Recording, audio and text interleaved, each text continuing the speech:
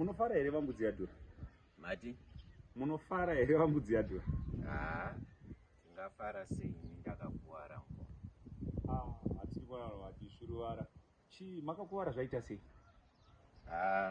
Ndingati pandandakagara pacho pakaita papakona, saka pakagohwesa vakomana ndakabva ndajamba ndichiti go, saka pandadinobva ndadaona kubva ndakuwara.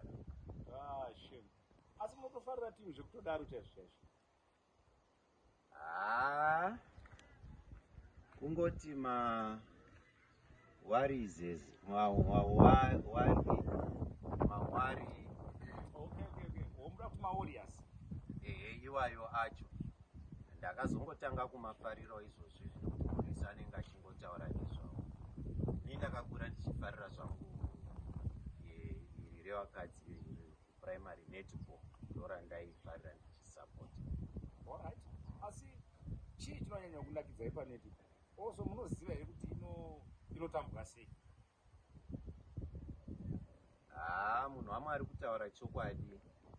Inini netball hanyatsoziva zvangu kuti zvinofamba sei, asi ndinongofarirawo vanhu vacho vanoitamba, plus tumasiketi twavanopfeka.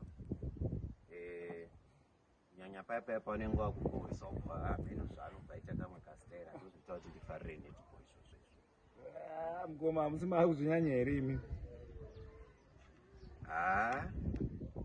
Imimi kana muchifarira zvenyu nemwe mutambo farirai, ndingotaurawo yandinofarira, ndisingazivi kuti imi muda kuti ndifarire mutambo wenyu here. Imi munombofarira mutambo upi? Ndaida kuti mungotibudira pachena kuti mati chii chamunonyanya kufarira, chii chamunofarira kuvanhu vanotamba, uye zvavanoita zvii hapane zvandisira kunzwisisa apo.